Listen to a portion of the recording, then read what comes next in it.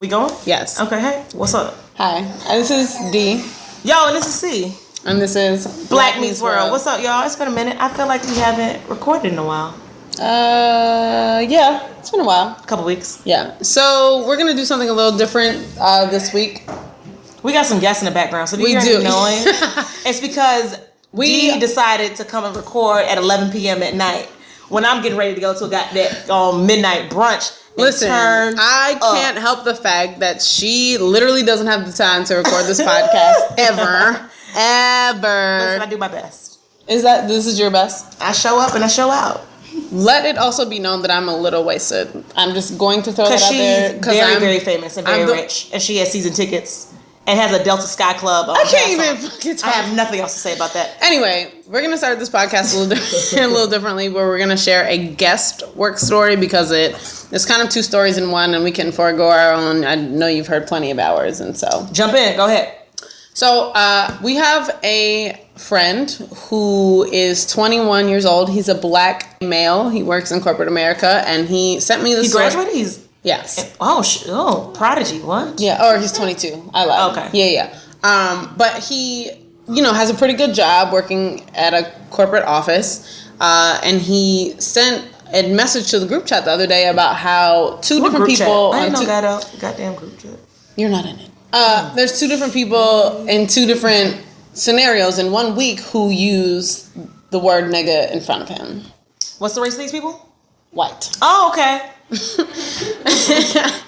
So basically, these are coworkers. Yes, people. How was this? Was it used in music? Was it used to describe? Okay. This is the part where you listen. All right, you just go dive right in. Okay. Apologies. So basically, there is this girl. We'll call her Amy, and she was talking to this white man named Joe, and she was saying that he listens to explicit music at work, and sometimes she hears the phrase "motherfucker nigga" coming from his speakers. Also, right, reactions. Side note, we have some, we have an audience slightly, and so if we get interrupted, it's only because we're watching their reactions.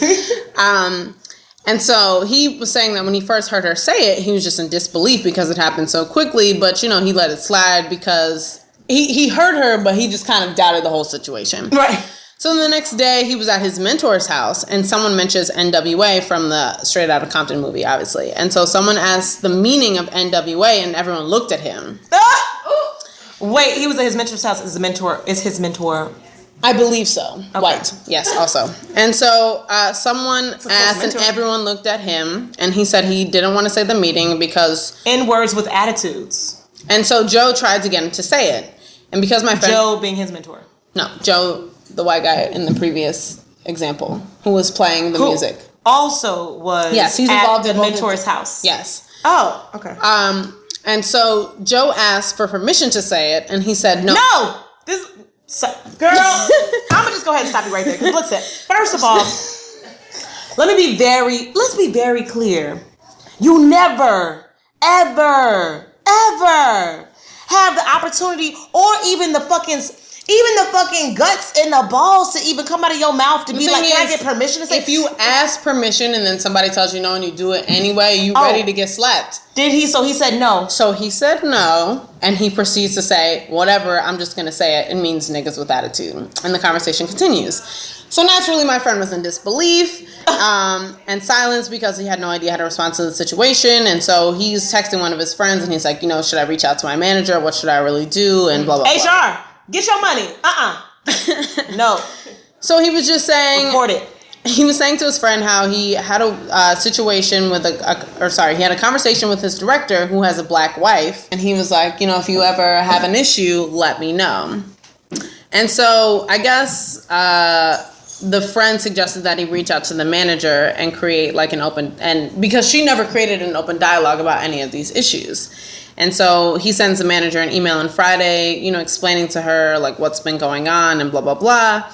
And then the manager actually calls on Saturday morning, and he gets to explain the two instances. And so she's going to contact the director and HR. Who is she?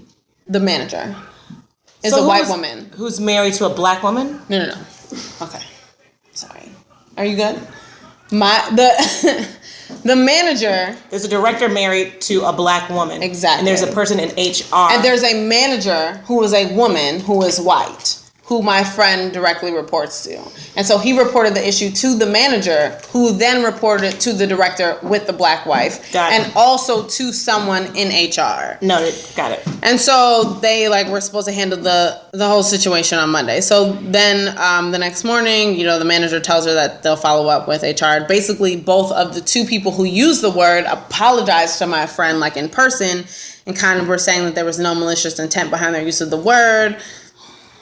And so my friend was just kind of I didn't think it was meant to be malicious, but I thought it was careless and insensitive. So when he spoke to Joe, he was just saying, it's disrespectful, especially because I told you not to say it. And he said he understood, but he wished that he had spoken to him directly. And I'm like, well, you did speak to him directly. You fucking told him not to say it, and then he said it. So I don't understand how more direct you can I'm get. exhausted. I'm exhausted about the whole story. So basically, the whole point is have you ever encountered some shit like this? I have. What would you do? What would Jesus do?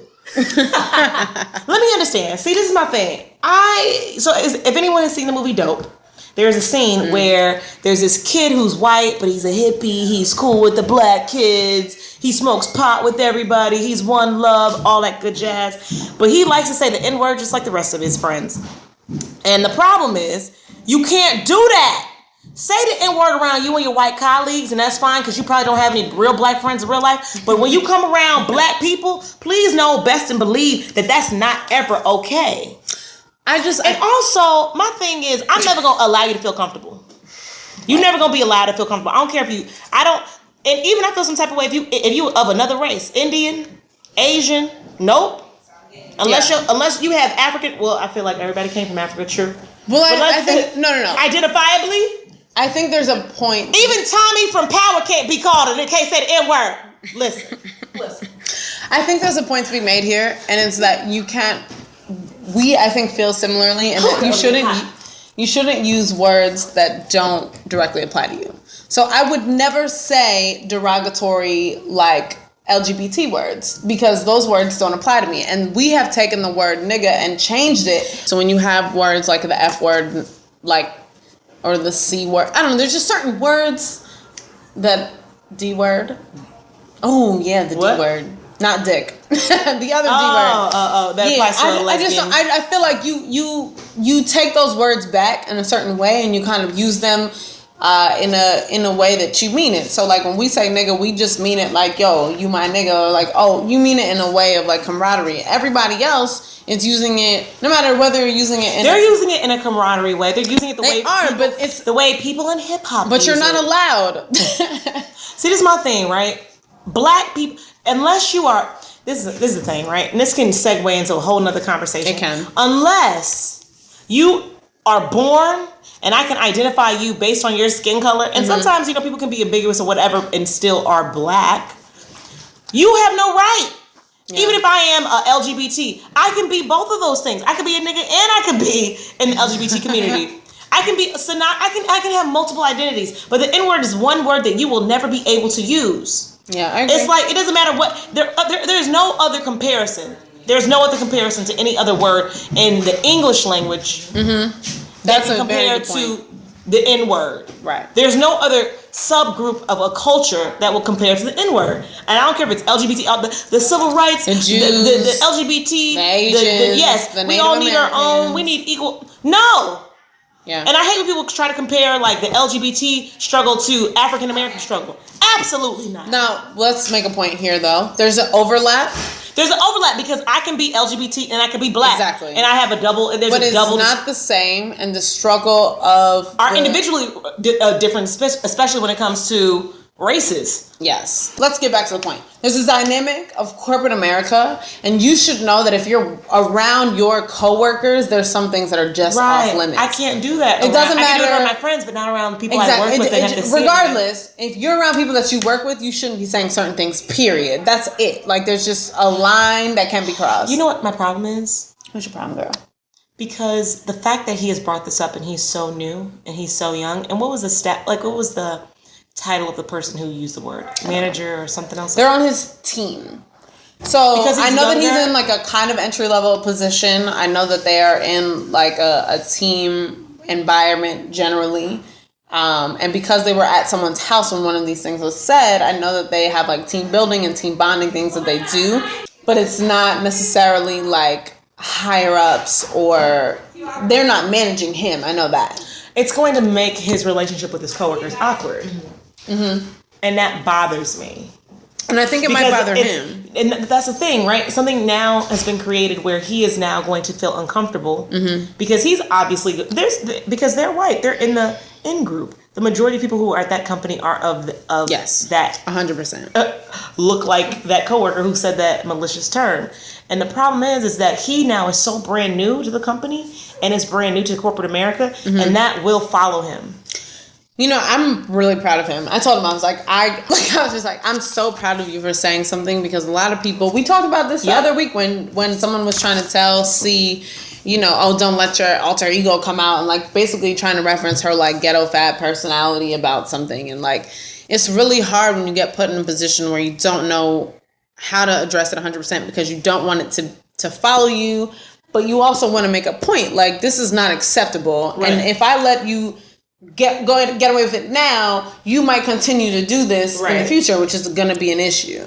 And even more so, I think my problem is like he's going to be in a conversation that might come up casually, and it's going to be like, well, you know, he doesn't feel comfortable when you say the N-word. Exactly. And he might be looked over because, oh, he doesn't fit in with the group like the rest of us. And there's two people who have there's two people almost working against him because they both approach him like, oh, we wish you had said something to us first. And it's like, well, he shouldn't have to say anything to you. You should know better. Do better, bitch. Moving along. Let's go to the next subject. Okay. Well, on that note, I guess we'll just segue right into our Black Lives Matter section. So this week, basically, I decided that this section should be something different than what it is. Okay. So, and just for the record, she creates the entire agenda. I just show up. She's the personality. So we're 6 episodes in, and I realized like tracking deaths of Black people is not what I want to be doing, but I also don't think that that's really the root of Black Lives Matter. Like, I think that we should focus also on actual lives and impacts. Like, we talk about this post-mortem, and I think we should talk about it while we're all here. And there's a lot of like, yeah, exactly, celebrating what people are doing in the now. And so, I mean, we can highlight some of these things. There was someone killed on the year anniversary of Mike Brown's death this year in August. Yep. And also, so like a couple days after Mike died, I could be wrong, there is someone who died around the same time as Mike Brown, and there was also someone who died on the 1 year anniversary of that. So in August, like, Ferguson basically blew up. There was a 9-year-old that died there. Right. You know, there's just a lot of names to be said, basically. And there's video for all of this. You know, I find it really interesting. Like, the guy that died on the anniversary of Mike Brown's death, he was, his name is Tyrone Harris. And he was apparently, like, a felon. He had a handgun. And he was allegedly opening fire. And when I watched the video... Did you see the video? Yeah. When I watched the video... They were all just literally like standing outside of a store, and then everyone just kind of scatters, and then the cops start shooting, and it's like, well, where was the gun? Like, what happened? Like, where was the violence? Who was attacking? You know, just, it feels like these stories are consistently almost just made up. Like, oh, I felt like I was in danger, so I did this. Yeah, so I just started, it's just like fucking crazy to me. Whatever. But a woman was playing bingo and started attacking an officer, and she didn't get shot. Anyway, continue. Wow. Sorry.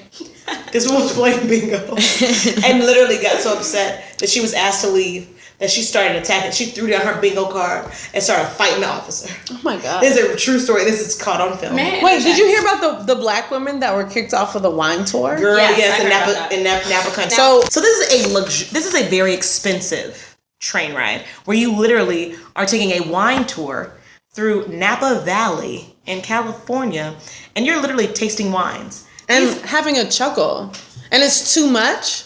Like, what are we allowed to do? Nothing. Oh. There were complaints from other passengers that might be it. That they were too loud. We're not allowed to do. So anything. They were given a warning. We can't taste wine. We can't walk around with regular iced tea. Can't go to church. We can't be in our car. We can't be outside of our house. We can't be in the bed. can't be nowhere. You can't be anywhere.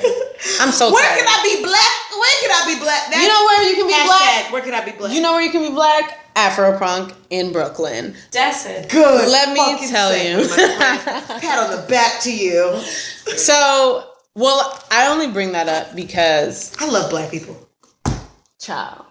Afropunk gave me everything. So the best part of Afropunk to me, so for y'all who don't know, Afropunk is basically Evolved. an outdoor, yes, that too, festival in Commodore Barry Park in Brooklyn, and it's just like a huge black love fest, basically. Like there's three stages. There's a lot of music. There's a lot of arts. There's vendors. Everybody's selling skateboarders. Everybody's selling like everything is Afrocentric. Everybody's dressed up like a classic Brooklyn black hipster. Yeah. Afros popping. Afros are popping. Dreads are on fleek. Colors popping. Colors Beards. are everywhere. I mean, everybody's literally wearing their black on their sleeve and nobody's worried about it. And it's everything. And it's embraced. It's just beautiful. Like I loved it. I did. I really like a deep breath. I had a moment because I was just like, damn, like I wish this was my life all the time. Like if I could pay $80 every weekend to hang around with black people. Oh my God, if I could be around black people every weekend, just around the levels of melanin that I was around, like I would do that. I absolutely would. Yeah. So one of the funniest parts about Afropunk was we were waiting for Lauryn Hill, which I'll get to in a second. And were you there? Did she take a long time? Yes, she was there. I was there on Saturday. Oh. Did she take a long time? Wait, why aren't we friends? We'll wait. Yeah, we'll get to do your thing. Do your thing. So basically, we're in the crowd, and I'm with two of my friends, and this. If you've ever been to a music festival, you understand that there's kind of a dynamic of pushing. Like people have to get around through the crowd, and everyone understands that. I don't know what happened because it happened behind me, but a white male walked through and kind of pushed a black woman. Ooh. And all I did was turn around, and I heard him try and explain to her why he pushed her. Oh. And all she said was Black Lives Matter. Ooh. And I just was like, yes, ma'am, educate his ass. Because it doesn't matter after we're dead. It matters while we're still fucking here. Right. Tell him exactly about it. And she just was like, Black Lives Matter, you can't push me out the way. I'm still here. Like, she went off all in the name of us. And I was so here for it. And he was so outnumbered. I love it. He was just sitting there like, well, and there was nothing he could do to recover it. And I was so here for it. And so that's why I said we're going to kind of change the tone. I'm going to try and find more stories that have to do with us in the now and what we're doing positively while we're here and because I think it's relevant. Like, we matter currently. Like, this is what we do. Like, we are here. We love our blackness. I have a shirt that says, I love my blackness and yours that I wore on Saturday. I love it. Yeah. I'm actually trying to buy this t-shirt. It's a movement, but it's called Very Black. A lot of people had that. Yeah. I love it. So I was just, I don't know, like Afropunk for that part of it was awesome because there was just so many. I wish I missed it, y'all. I missed it. Well, we'll get to why you missed it in a second. Let's just recap Afropunk real quick. So basically the headliners were Lauryn Hill, Lenny Kravitz, and Grace Jones. We'll do Lauryn Hill last. Lenny Kravitz was great, I thought. He was very entertaining. How do you feel about Lenny? He did a lot of rock. Yeah, you can speak. Okay, so don't feel shy, I was there on Saturday, and I didn't go back on Sunday only because Lenny Kravitz comes out during Grace Jones' set, right? Lenny walks right past me, right in front of the sound stage. So he's in the sound stage area, which is usually about 50 to 100 feet back from the stage. That's where they have all the, that's what by that big tent in the middle. That's exactly what the sound stage is, right? Right. So he's there. I'm taking selfies with Lenny, calling out his name. So I got a chance to see him. So I didn't feel obligated to go on Sunday. Girl, I was good. Finished. I got my personal touch. I was like, Zaddy, yes. So I didn't go on Sunday. So I didn't see him. She says Zaddy. Yeah. So Lenny was great Sunday night. He did a great job. I'm not really a huge fan of rock, but I'm here for black rock. I'm here for the way he kind of presented and performed. Yeah, exactly. It was good. Grace Jones was after Lauryn Hill, and Grace slayed. First of all, this woman is 67 years old, which 67. I'm trying to 67, and Grace, she got her ass on that stage in every shade of whatever she wanted, with these wigs down to 145th Street. skulls on her head. Skulls on her. Like 6 feet above her She head. was doing these high kicks. I couldn't believe it. Yes. Killing it. I loved it. Grace gave me everything. Grace was great. Here's the thing. Grace recovered all of my feelings because I had walked smooth out of Lauryn Hill's performance. Let's talk And about it. I'm a very, very, very huge fan of Lauryn Hill. And I expected, I know that she's notoriously late. I know that she's notoriously not great at performing live. She remixes her like songs. So this is the thing that I didn't know. That's the hidden gem. Oh, yeah. That's like the Temple Run last level, like savior thing that I did not know about. She remixes her classics song. X Factor. She started with X Factor. No. She didn't start with X Factor. No, she started mixing at X Factor. Yes. Her first 3 songs were songs off of the Unplugged album, which was like nice. Yeah, okay. I can't remember because I was tired. 5 songs? Okay. She performed 5 songs that were not the classics. She walked out and sat down, first of all. Sat down on a chair. On the couch on the stage the whole time. And played 5 songs that no one... Were her legs crossed? How was she performing? Let me look at my pictures, sis. Hold on. Yeah, so basically it just wasn't what we thought. Like, she sat down, played these songs. I'm acting like I'm in our living room right now. Yeah, played these songs that we didn't really know. It wasn't the classics. It wasn't the Miseducation. And I felt like, okay, we will give her until she starts playing Miseducation.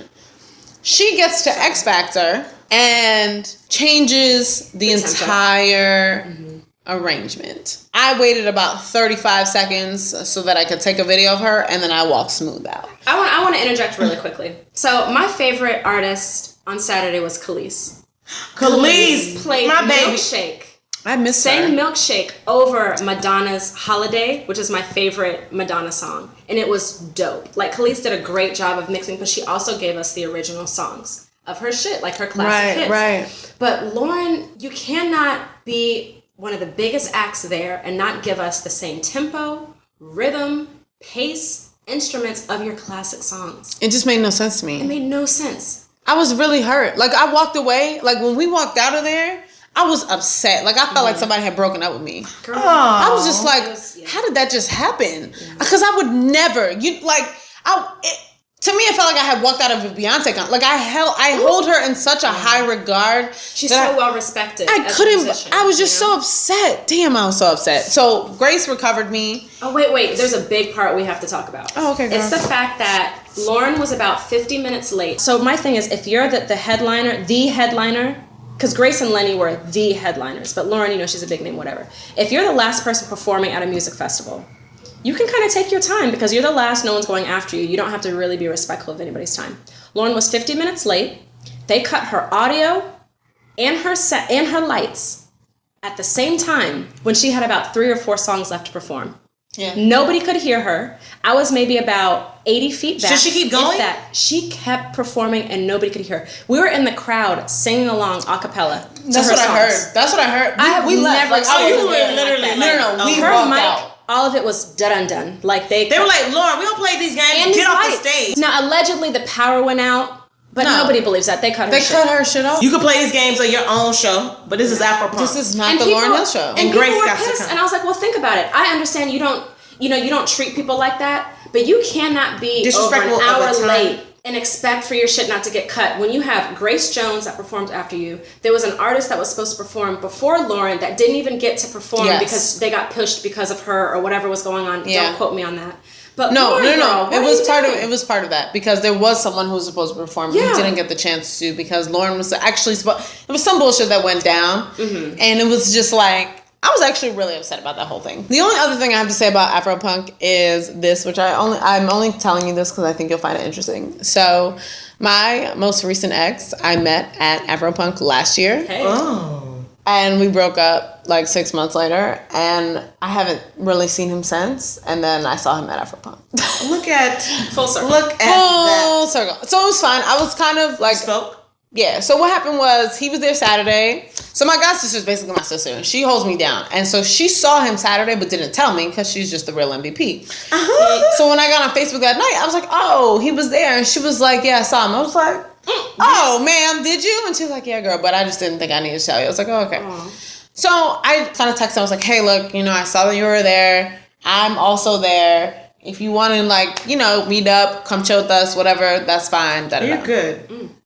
So we did. And he came. Like, we had a really chill time. I think it was really worth it, like, in terms of, like, the closure and just... That's good. Okay, yeah. That's what matters. And I was really proud of myself because I contemplated, like, well in advance of this event. Like, should I hit him up? Like... Should I not? What should I do? And then it kind of just worked itself out where he was there, and then I hit him up, and it was fine. So it was a positive experience, and I was happy about it. Like, I was just happy that it worked out the way it did. That's dope. So do you want to talk about your your excursions all last week? I'm a ridiculous individual. I literally have not been home except for maybe 3 days this week. I don't even know, barely. So I was in I don't know where you were. In Middle America. And by Middle America, I mean Trumpville. And by Trumpville, I mean most people who are ignorant enough and naive enough to support this man. Actively. Like, I passed by openly. this sign. Yes. I passed by a sign. I'm driving from Nashville to Chattanooga for work. It's about 8 a.m. That's Tennessee, if you know. Tennessee, yes. It's about 8 a.m. I'm driving. I see, like, some American flags, Confederate flags. Nothing new. I turn and I look and I was like, does that say Trump for president? I turned that car around. I snapped a photo. Check out the IG page because I posted it. Black_meets_world. All the things we're talking about are all over the Instagram. All over social media. And it's basically a sign that's on this farm property that has horses. And it says, Trump for president. America's only hope. Girl! And listen, it's on government property. Yes, and it's shared with government property. A U.S. postal office. A U.S. postal. And I thought to myself, first of all, why is this post office next to a goddamn You thought farm? to yourself, Father God, take the wheel. Because, are you kidding? When you posted that shit, I was blown. I said... America's only hope. What? Oh, it had the sign was in red, white, and blue. It had 2 American flags next to it. This is a man who this week literally used Univision as a racial slur. What did he say? Go back to you. He had a press conference, and Jorge Ramos. He's a well-respected, like, known Latino, like, reporter. And he was trying to ask Donald Trump a question, and Trump kept cutting him off and was like, "You're not allowed, don't ask me anything." Just like kept cutting him off. And at some point he says, "Go back to Univision," as if it was a slur. And then Charlemagne gave him Donkey of the Day for that. I love Charlemagne. And Charlemagne was like, "So we just gonna use TV networks as slurs now?" He was like, "You just gonna start telling black people to go back to Centric? You gonna tell women to go back to Lifetime?" Like, he had me dying laughing because I was just like, "How the fuck is a TV network a racial slur?" He was like, because Univision. And they escorted the guy out. They escorted the reporter out. I was so blown. America's only hope. You gotta be kidding me with that shit. Trump is one of those people who's just unapologetically ignorant, and that's how most of America thinks. I would like to say this. I like the fact that Trump is himself and he's consistent. Unapologetically. I can respect that part. I don't respect anything he says. I think he's, ridiculous. But at least he's honest. At least we know who he is. We know you're a racist ass for who you are. And that's the one thing I can agree with. I respect the fact that he is unapologetically his true ignorant self. And the scary part is that most of America thinks this way. He just has no filter, and that's why he's not going to win president. And so much money. Absolutely. I mean, an unlimited for him, amount of this money. is just another publicity stunt for him to become more and more, like, internationally notorious. Mm-hmm. Because think about Sarah Palin. After she was running for president, she got a reality show. She got a movie on HBO. She got all kinds. She got all kinds of. She wrote a book. All kinds of endorsements. For him, this is nothing except for a platform for him to now. It's just this is basically a stunt. Instead of marketing dollars, he's putting basically marketing dollars into running for president, so the world will know who his ignorant ass is. Well, but for him also, he now is being able to showcase, like, guess what, guys? I think just the way you do. I just have the billions of dollars to make sure that I can make decisions happen. Well, there was a second, I don't know if it was the same conference or a different one. It was all happened last week. He also imitated, like, Asian people as a whole. Like, he was saying, like, he was like, oh, this is kind of paraphrasing, but this is directly from the quote. It was like, because I listened to it, and it was like, Asian, he was like, China and Japan, they don't greet you and say good morning and talk about the weather. They say, we want deal. We want da-da. And he like started trying to like imitate. Yeah. All of this was also on. I'm telling y'all need to listen to the Breakfast Club because Charlamagne has a podcast too. Yes, he does. Charlamagne like played this. When I tell you, I just was like, "Are you serious with this, girl?" Let me tell you something. You really? That's how you feel? That's how you feel. You just don't care. But you know he's not going to win. Like he has to understand that the growing minority populations, he's basically offending all of them except for white America. Right? He's offending them too. Basically. I mean, right? Basically, he's like, there's a lot of even Fox News is like, you idiot! Don't represent us like this, and that says a lot. Okay, the GOP has to be upset. Like you can't expect someone who's so outrageous like him to properly represent your party. Yeah. You know what I mean? And there's already 17 of them running. Bruh. Hey, Jeb following closely behind. Right now there's 21 people, and I think there 21? there's 21 people running for president, including and I believe Ben Carson. Yes, he was better. He was better as a doctor. There's 16, I believe, that are Republicans, and there's 4 independents. Democrats, and this is total. Yeah, got it. I thought you meant Republicans. How many Republicans? 16 or 17? 16 or 17. Yeah, something like that. But you know what he said? He said, and D's nuts is also on that list. Shout out to that 15-year-old boy. Yes! I said, you know what? These nuts will get my damn vote before this ignorant ass. Yes! They're like, with 15% of the vote, these nuts. I love that. I said, and that is what America is. That's what the world is these days. Mm-hmm. Anybody can run. If Donald can, why can't these nuts do it? Shit. Moving along, man. If Donald can, why can't these nuts? I can't with you. That's quotable. Anyway. It is. That's like that was well done.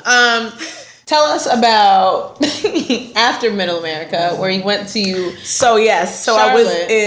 I was in Chattanooga. Then I was in Nashville. Then I went to Chattanooga. Then I went to Valdosta, Georgia. Girl. And from Valdosta, Georgia, I went to Atlanta. Spent time with family. Caught up. Saw nephew. All that jazz. Helped my parents celebrate their 39th wedding anniversary. Yes, Amen. Black excellence. Black right? Mom and Daddy taught me. My Shoot, I just want to learn how to. Black excellence is everywhere. Black excellence. Shit, can I just find a listen? We're gonna actually get to that at the end of this. We'll get into black relationships. Does black love exist?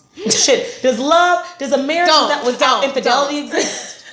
No. Okay, so stay focused. She's gonna focus. She's gonna keep me on Tell topic. us about your night. So basically, I went to Charlotte for my friend's 29th birthday. Mm-hmm. It was a bunch of us who all came in town from Atlanta, from New York, from Philly. All of us came in town. It was a lot of fun. So he basically wanted to run this race. It's a 5K that is basically it ends in this big ass like strobe light party. So we're running through the backwoods of Charlotte with like glow sticks. It's like with, midnight. It was really, really dope actually. Like it was a lot of fun. And I was, you know what, Charlotte is like a pleasant surprise. I was extremely shocked at how many it was very diverse. Wait, did you? And it was diverse. Like I thought it was gonna be the only black person there, which I'm always the only black person. Oh yeah, I ran. Yeah, I don't play about those kind of things. It's the Kenyan in me. It's just like keep going, just keep running, Carolyn. First place. I don't really know how to. Girl, and then they have there's like a pit stop along each along the race. Do you know how racially stereotypical it is? Absolutely. Oh, It's true. Okay. It's true. Go ahead. It's the genes, girl. I will not train for a race, but I can run a 10K like it's nobody's business. I will just keep running. It's like a Forrest Gump. I ran 2 5Ks in my life, and I honestly, I laid down on the ground for 20 minutes after each. It was painful. I understand. It was, my body was just like my mind. My friend always makes a joke because we ran like a quick 4K together for this for Nickelodeon. A quick 4K. A quick 4K. It's like less than 3 miles. So we ran a 4K, and my friend had just trained for a 10K, and I smoothly passed her along with a backpack and all, just running all awkwardly past her. I can't even. And she's like, Carolyn, I don't understand your life. Mind you, I had not trained. I was in no kind of shape. No shade. I just can't picture you actually running for a long distance. Girls, because I zoom past you so fast. Don't worry about it. Hey. I could run literally from here to 125th and be like, okay, I'm done.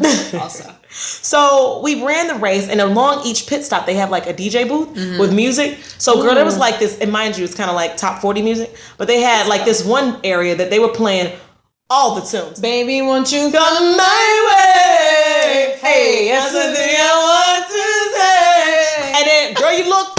Wait, girl, you look good. Want your bad?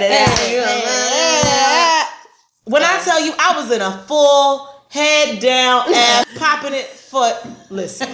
We were, and I'm over here doing all the tricks, all the moves. They playing Future.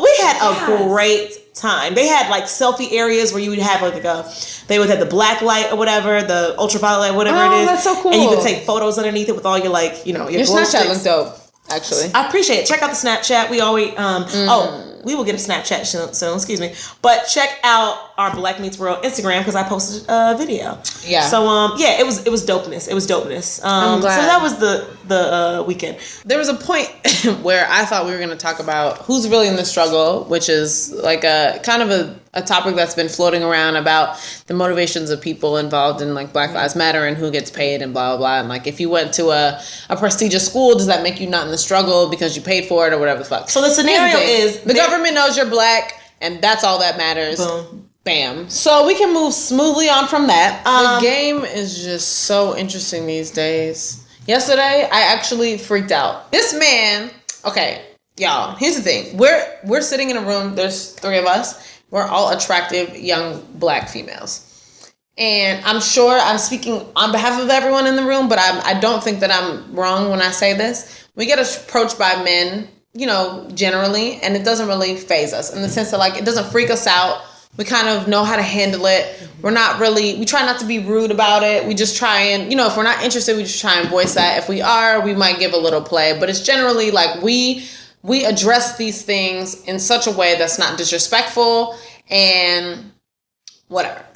Yesterday, I'm asleep on the train, first of all. And I generally like... That's issue number 1. Yeah, I was like, to Jersey? Oh, or yeah. You? Okay. Yeah, to Jersey. Okay. And I was exhausted. Like, I just been tired all week. So I was asleep. And I woke up and I was like, damn, okay, I need to get my life together. I was going toward the ATM. So I come down the escalator. Oh, you're off the train at this point. Yeah, I'm off the train. I get off the train, so I'm like, girl, your stories, I be having to add them up. I'm sorry. I told y'all I was wasted. So I'm waking up as I'm getting off the train. I'm walking down the escalator. I'm walking toward the ATM. Yes, got you. My headphones are in. Music is playing. There is a man who approaches me. Now, I can't remember, honestly, truthfully, if he touched me or if I just felt him very close to me. But I turned around and he was like smacking my face. And I was like, oh my God. So I freaked out. Like I was actually shaking because it scared the shit out of me. Also because I just wasn't focused. And he was like, you looked really intelligent. I said, well, where did you see me? He said, I was a couple people behind you on the escalator. I said, oh, so I look intelligent from behind? He was like, well, I said, you know what? What do you need? You are so rude. This man sounds like he was doing his best to be respectful. I was literally just like, what can I help you? And he was just like, oh, I just want to let you know my name is Arthur, such and such. I took your breath away and I just want to be your guardian angel and give it back. No, he deserves to have this. He's the donkey of the day. I'm not even kidding. These are words coming out of his mouth. I want to be your guardian angel, and I come in the name of the Lord. First of all, in the name of the... I said, you know what, sir? I appreciate this. Bruh. I'm actually headed to the ATM. Did you bring Jesus into this? I said, I'm actually headed to the ATM. I gotta go. No, it gets better. I get to the ATM. He stands 10 feet behind me and waits for me to finish at the ATM. So now I'm texting like, oh, okay, well, I might, like, y'all need to know where I am. Are you robbing me? Because I don't know what the hell's about to happen. Is this the new game? You flirt and then you take my money? And then you kill me. And then you chop me up into small pieces underneath the damn train station. In like, the name of the Lord. He was like, so I said, oh, okay, I'm leaving. He was like, oh, I'm a man of God. I come to you in the name of the Lord, and I just want you. Serious? He was like, I just want to know if I can have your number. When I tell you I was in shock, I was looking at him that worked on somebody. I said, what? I was like, no, you can't have my number. He was like, why not? I said, because I don't give my number out. He was like, well, why don't I think that this is a chance for me to redeem myself. I should be able to exchange numbers with you and this, that, and the third. I'm tired of this. And I was he's an idiot. I was like, honestly, sir, like, I'm sorry. I'm leaving. I'm sorry. And I'm not even kidding. Go He ahead. gave me he was like, can you please take my number? I said, okay, fine. I open up my notepad, because you know I'm not putting that shit in my contacts. I open up my notepad. I take down his number. He's like, can you text me now? I said, no, because I already told you I'm not giving you my number. This is the same thing as if I text you, that's me giving you my number. This conversation is too damn long. It's Get too the damn fuck long. on. I'm not interested. You being too nice, yeah. Get away from me as I'm entering my PIN. You're a thief. You're a creep, and you have no business. Making me uncomfortable. You have no business bringing my Lord and Savior Jesus Christ into foolishness. That's where I was just like, wait a minute. You can't meet me at the corner of Psalms 23 and Leviticus 5:1. Good night. You don't know me like that. And that's what made me mad. And I was like, you know what? This is why y'all can't get no play. Because I'm out here trying to mind my own business. And you gonna come to me talking about the Lord. So you didn't get the hint that he needed to go. He didn't understand. And this is what I'm saying. Where's the line? Am I supposed to cuss you out? Because I tried not to. I really did. And I told him, I was like, I'm not going to text you. And then I swiftly deleted his number and I walked on about my business. And I called someone as I was walking away. But I just felt like, first of all, I felt violated because I just had never had anybody. I felt like I was being stalked for 10 minutes. Like, I was just like, what the fuck are you even doing This near story me? reminds me of something, and it just slipped my mind again. Sorry. I just couldn't understand what I was supposed to do in this situation. It was just so weird for me. Walking. So we actually, the three of us had this conversation recently. Maybe we didn't. But it was about height. Did we talk about height? I saw a small Spanish man about 4'11", and I saw his black girlfriend or his baby mama, because they have a son together, who is easily, she's probably a good, like, maybe 5'11". Oh, hell no. And me and everybody else on the train was looking, because we saw him and the baby walk on the train together. She was a few steps behind them. And we saw him sit down the baby. I was like, oh, that baby look a little black. And then I saw him grab her by the waist and bring her in close. I was like, oh, y'all better be together. Listen, everybody on that train, we all gave the same look. Like, we looking over here, slow turn of like, what? Yo, find your love and nourish it. Listen, you better find your man, because when I tell you, it was a solid foot of a difference between them. Wow. And that was his woman. And that was her man? That was her man. Because she was proudly, like, they were hugged up. I'm talking about, all he could grab was her waist, because he couldn't put his arm around her shoulder. Lord have mercy. Girl. I was just looking at this love, and it was in Brooklyn, too. And I was just looking at their love, and I said, you know what? You cannot. So we've discussed, me and her like discussed height as a attraction thing. It's kind of just like we're generally attracted to guys who are taller than us. You gotta be so hot to ride this ride, baby. Sorry. Go ahead. Sometimes I can't articulate how I feel about the things that you say. So there's an amusement park. The guy gotta be this high. It's a height requirement. Otherwise, I look at short men. I call them baby men. How tall are you? Sorry, let's do that. I'm 5'6" and 3/4. Same. Allegedly, but I look taller than I am because I'm so your legs. torso is long and your legs are long. Yeah. I'm 5'6" and 3/4" as well, but what's with these 3/4? I don't know. The doctors be telling us that, like, it matters. And I think it's important. I don't. It's not at all. But I know that that's what the height I am. But I say 5'7" all the time. Gotcha. Dating? No. I'm really single right now. Who's your cuffing season is approaching. It's approaching fast. Fast approaching. Who's in your inbox these days? Nobody? I mean, there's some backups, but I mean, that ain't real. I mean, there's a team, but ain't nobody I'm interested in. And honestly, I'd rather just be like content and alone. That's real. Than like to be hitting up somebody that I know. I mean, unless there is a you're in it to win. Physical need that needs to be fulfilled. And I'm just like, you know what, let me go ahead and hit this person up to kind of like just get that off. Then sure. But at this point in time, they usually hit me up at least, there's a rotation. People will hit me up like at least like checking in at least once a month. Got it. Once they check in, depending on what my schedule looks like, we can chill. That's real. I feel like guys generally like hit us up right when they have that like sixth sense that we're like forgetting about. Let me tell you about men and their ways. I tell you, it's a freaking sixth sense. Because I told it's amazing. This person who I've literally been like, we're good friends, but like I was like, you always, no matter if it's good or bad, you just are consistent. Like, No. She's asking certain names. Oh, sorry. I just didn't want to say that loud. No, and you shouldn't. So moving along. No, not him. Well, no, he is actually really consistent. Well, there you go. But me and him have never been intimate. We're just good friends, and I appreciate that friendship. Sometimes I like companionship. So even if so this is my thing, right? I appreciate male companionship, female companionship, because I'm just a people person. Also, if you know me, I just enjoy like the camaraderie of people. Mm-hmm. So even if I like myself dating, and that's where. So me and D are completely different people. I am a social butterfly. And I would always want to live with roommates, and either I want to go from my roommates to like living with like my significant other. She would like to own a 5-bedroom home by herself. Not a 5-bedroom, get out. And likes to go home to the solitude of her home, of her Netflix, and chill, make a meal, and be perfectly okay. I'm the real definition of Netflix and chill. Not this caught up pregnant in 3 weeks bullshit. I'm talking about the regular. You said what? I said I'm a perfect mix between y'all two. Oh, that's good. Yeah, she is. So y'all should. So this is our friend. We'll call her Kay for now. That's fine. And she's 26, gorgeous, natural hair, killing the game. She's like an eligible, single, black, excellent woman. I like that description. Thank you so much. That's so kind of you. So, like, I'm just saying, like, you know, what I'm gonna say is that, like, I'm glad that you're a mix of us. I want to be more like you and more like C, because I'm tired. Like, That's a big jump. I can't keep up with her. No, yeah, she's a grandma compared to. Listen, don't give me no. Then I'm a great grandmother compared. So my like, if she's a grandma compared to you, I'm literally non-existent. So my basic like foundation is the fact that like I really enjoy like just the energy of other people, and I like being around other people. Yes. So even if I go on a date and like you're a cool ass person and we might not be compatible, like let's hang. Like we like.